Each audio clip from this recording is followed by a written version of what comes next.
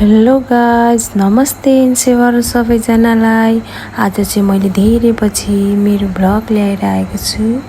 मैले चाहिँ भ्लगमा के गरेको छु भनेर तपाईहरुलाई सुरुदेखि अन्तिमसम्म देखाउने छु। सुरुदेखि अन्तिमसम्म सबैजनाले हेरेर माया गरिदिनुहुन्छ भन्ने मैले आशा पनि गरेको छु। आज मेरो बिहानीको सुरुवात त घर सरसफाइबाटै भएको थियो। त्यसपछि मैले घर सरसफाइ गरिसकेपछि केटाकेटीहरूलाई बाहिर खेलाउन लगे।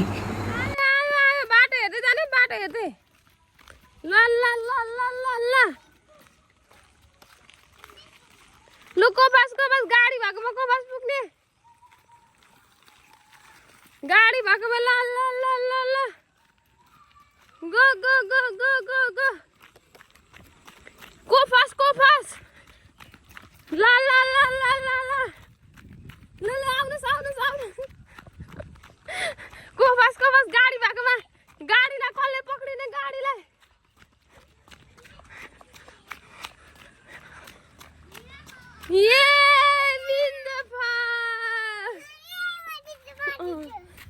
आउनुस् को सेकेन्ड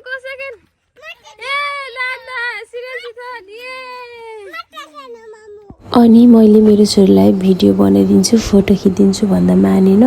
त्यसपछि मैले अर्को नानीसँग उसलाई छोडेर आएर यहाँ लुकेर हेरिरहेको उसले देखिहाल्यो। त्यसपछि त हामीलाई देखेर त रिसाएर ढुङ्गा टिपेर हामीलाई हानेर बर्बाद छ। छुची पनि कति छुची हो क्या, मेरो छोरी मात्र यस्तो हो कि सबैकै यस्तै हो। त्यसपछि हामी फर्केर घर आयौँ र छोरीको स्कुल जाने टाइम पनि भइसकेको थियो। मैले छोरीलाई हतार खाना खुवाएर रेडी बनाएर कपाल चटक चिटिक पारेर बनिदिएँ। त्यसपछि मैले छोरीलाई आउनु म तिमीले भिडियो बनाउँछु क्या, अहिले तिमीलाई मैले यस्तो राम्रो बनाएर पठाउँछु, भरे तिमी कस्तो कपाल पनि सबै बिगारेर आउँछौ। सानो भनेको फोटो खिच्नु भिडियो बनाउनु भनेपछि पिटिक नमान्ने मेरो छोरी मात्र हो कि सबैको यस्तै हो। त्यसपछि म स्कुल जान्छु भन्दै पनि मैले ब्याग बोकेर बाई भनेको खुसी हुँदै बाई भन्दै भन्छ। अनि मैले मेरो छोरीलाई स्कुल नजाउँ न भने मसँग रुएर झगडा गरेर कस्तो गर्छ। तपाईँहरूको छोराछोरीहरू चाहिँ जान मान्छ कि मान्दैन कमेन्ट गर्नु होला गाइज। मेरो छोरीले चाहिँ स्कुल नजाऊ भनेर भन्यो भने चाहिँ धेरै झगडा गर्छ। त्यही भएर म चाहिँ पठाइदिन्छु प्राय हजुरआमासँगै। अनि मैले छोरीलाई स्कुल पठाइसकेपछि मेरो काम फुल रोप्ने काम मैले चाहिँ अब घरमा फुर्सद भएको बेला फुल रोप्छु भनेर मैले माइतबाट धरानदेखि उदयपुरदेखि मोरङको केराबारीदेखि बेलाउँदै ल्याएको मैले माटोमा गाडेर राखेको थिएँ। अब यो इन्डोर प्लान्ट हो नि त, इन्डोर प्लान्ट हो, त्यही भएर भित्र रोप्नुपर्छ। त्यही भएर मैले माटो ल्याएको थिएँ र धोएर सफा गरेर कुन फुलहरू रहेछ भनेर छुट्याएर हेरेँ। तपाईहरु चाहिँ नेचर लभर, फ्लावर्स लभर को हुनुहुन्छ कमेन्ट गरिदिनु होला। मलाई घरमा फुलहरू रोप्नु चाहिँ एकदमै राम्रो लाग्छ। फुलहरूले गर्दा पनि घर एकदमै राम्रो देखिन्छ। अब घरमै बसिराखेपछि त छोरी भएको घर जस्तो त बनाउनै पर्यो। त्यही भएर भन्छ नि पहिलाको उखानै छ त, छोरी भएको घर चाहिँ एकदमै राम्रो देखिने, एकदमै राम्रो हुन्छ, सरसफाइ हुन्छ भनेर। मैले हजुरहरूलाई यो भ्लग मार्फत एउटा कुरा पनि जानकारी गराउन गइरहेको छु। हजुरहरू कतिजनाले त यसले त जब गर्दा पनि कति धेरै बिदा पाएर घरमै मात्रै बसिराख्छ भनेर भन्ने र सोच्नुहुन्छ होला। तर मैले फाइनली जागिर चाहिँ छोडेर रिजाइन दिएर आइसकेको छु। कतिलाई त थाहा नै छ, कतिलाई थाहा छैन। त्यही भएर मैले आज मेरो भ्लगमा भने। अनि घरमा बस्दा बोर हुन्छ नि त, त्यही भएर अब घर पनि सजाउनु पर्यो।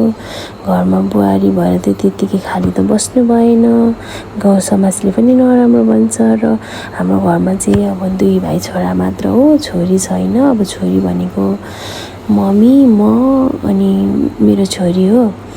अनि त्यही भएर अब घरमा छोरी नभएपछि त घर पनि अलिक बेग्लै हुन्छ नि त। त्यही भएर मैले चाहिँ अब फुलहरू रोप्ने डिसिजन गरेँ। मलाई फुलहरू रोप्नु चाहिँ एकदमै राम्रो लाग्छ। र मेरो फुलहरू त त्यस्तो राम्रो त छैन, सानो छ। मैले सानै भए पनि अब मेहनत गरेर रोपेपछि पछि राम्रो हुन्छ नि त, मेहनतको फल राम्रो हुन्छ भन्ने कुरा त तपाईँहरू सबैजनालाई थाहा नै छ। त्यही भएर मैले चाहिँ एकदमै मेहनत गरेर मैले 30वटा गमला यो सिडीमा यो 3 तलेमा सिडीमा राख्छु भनेर मैले 3700 रुपैयाँको किनेर ल्याएर यस्तो मेहनत गरेर मैले यो कति 2-3 दिन लाएर मैले यस्तो मेहनत गरेर फुलहरू रोपेको छु। मलाई मात्र थाहा छ। घाम त खासै लागेको थिएन तर मलाई एकदमै गर्मी भएर पसिना यति आएको थियो, मलाई पसिना यति आएको थियो। अब मेहनत गरेपछि त देखाउनै पर्यो भनेर मैले पसिना पनि देखाएँ हजुरहरूलाई। यो मान्छेलाई त धेरै फुर्सद भएर जे पाए त्यही भिडियोहरू बनाउँछ भनेर हजुरहरूलाई पनि इरिटेट लाग्छ होला मेरो भिडियो हेरेर सायद। मैले मेरो फुलहरू रोपिसकेर गमला कतिवटा बाँकी रह्यो अब फुल लाउनको लागि भनेर मैले गिन्ती गरेर भिडियो बनाउँदै हेर्दै थिएँ। एउटा फुल त मैले रोप्नै बिर्सेछु किनभने मैले एकदम सानो सानो मलाई एकदमै मनपर्ने इन्डोर प्लान्टहरू लिएर आएको थिएँ नि त। त्यही भएर मैले चाहिँ एउटा फुल चाहिँ छुट्याएछु। त्यसपछि मैले त्यसलाई पनि गमलामा रोपिदिएँ। अनि त्यसपछि मैले रोपिसकेको गमलाहरूलाई हतार सिडीमा लगेर सजाएँ पनि किनभने आज नन्द बहिनीको फलोअप थियो र हस्पिटल जानुपर्ने थियो। त्यही भएर मलाई भाउजू साथी जाउँ न भनेर भन्नुभएको थियो। त्यही भएर म चाहिँ बहिनी आइजेलसम्ममा यति काम चाहिँ गरिसक्छु भनेर हतार दौडिँदै पनि काम गरेँ। र यो चाहिँ मेरो फाइनल लुक र यो सबैभन्दा तल्लो फ्लोरको र यो चाहिँ सेकेन्ड फ्लोरदेखि तलको मैले लास्ट फ्लोरसम्म देखाएँ र फर्स्ट फ्लोरमा चाहिँ अझै पनि बाँकी नै छ, फुल थिएन र मैले फुल ल्याउन बाँकी छ। त्यही भएर मैले सेकेन्ड फ्लोरबाट देखाएँ। कति एक्साइटेड भएर आएको छु क्या किनभने यो बिरुवा ठुलो भएपछि कस्तो देखिन्छ होला भनेर। यो मैले देखाएको 2वटा गमलामा भएको फुलहरू चाहिँ मैले अस्ति नै रोपेको थिएँ। यिनीहरूले चाहिँ वृद्धि विकास गर्न थालिसकेको छ र मैले काम सकिसकेपछि चाहिँ मेरो फोन आयो। नन्द बहिनीले भाउजू म यहाँबाट हिँडिसकेँ, हजुर पनि छिटो निस्किनु बाटोमा भन्नुभयो। त्यही भएर मैले चाहिँ हतार गरेर रेडी भएँ। रेडी भएर जाँदाखेरि चाहिँ मैले भिडियो पनि गर्न पाइनँ र फाइनली मैले मेरो नन्द बहिनीलाई चाहिँ भेटिसकेँ। उहाँ चाहिँ हुनुहुन्छ मेरो कान्छा ससुराबाको कान्छी छोरी।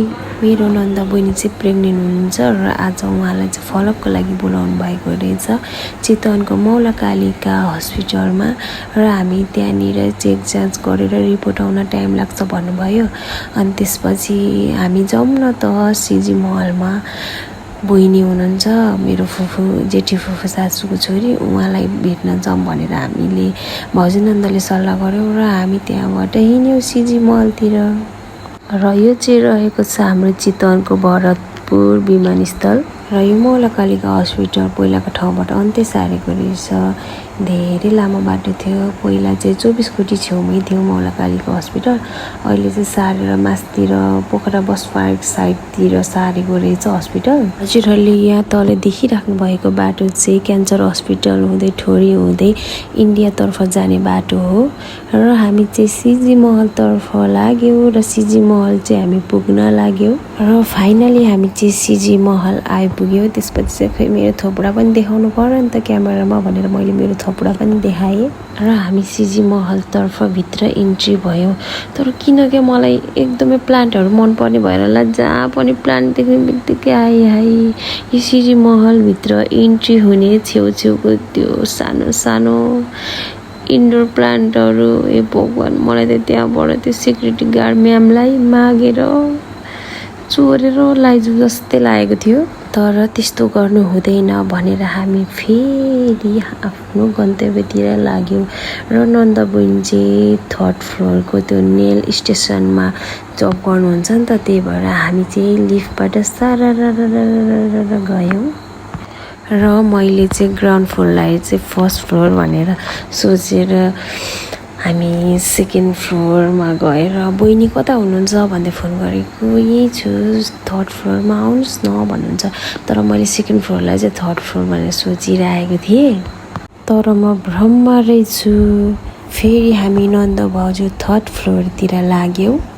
म हजुरहरूलाई के भन्न चाहन्छु भने अरू केही खान नआए पनि यहाँ चाहिँ एसी चाहिँ खान आउनु चाहिँ गर्मी महिनामा एकदम शीतल हुन्छ र हजुरहरूले सोच्नु होला कि शीतल खानको लागि चाहिँ सिजी महल जानुपर्छ भनेर सोच्नुहुन्छ होला। तर त्यहाँ वरिपरिको दृश्य पनि त राम्रो छ र फेरि हामी थर्ड फ्लोरतिर लाग्यो। थर्ड फ्लोरतिर चाहिँ बहिनीले हेरेर बसिराख्नु भएको रहेछ। अनि उहाँ चाहिँ हुनुहुन्छ मेरो जेठी फुपू सासूको छोरी र मेरो नन्दा बहिनी चाहिँ साबिप नेल स्टुडियोमा जब गर्नुहुन्छ र उहाँले हामीलाई बोलाउनु भएको थियो भेट्नको लागि। दिदी बहिनी पनि नभेटेको धेरै भएको छ भनेर भन्नुभएको थियो, त्यही भएर हामी चाहिँ बहिनीलाई भेट्न आयौँ। र हजुरहरूलाई पनि नेल्स बनाउनु छ भने सिजी महलको थर्ड फ्लोरमा गएर साबिप नेल स्टुडियोमा गएर हजुरहरूले नेल बनाउन पनि सक्नुहुन्छ। र त्यसपछि हामी 3 जना नन्द भाउजू मिलेर फोटोहरू सुट पनि गऱ्यौँ। र हामीले चाहिँ यसरी फोटोहरू खिच्री गरेर खिच्यौँ। यति भन्दै आजको भ्लगलाई यहीँसम्म टुङ्ग्याउँछु भनेर हजुरहरूले लास्टसम्म हेरिदिनु भएकोमा धेरै धेरै धन्यवाद र धेरै माया। Love you so much. Ta-ta bye by.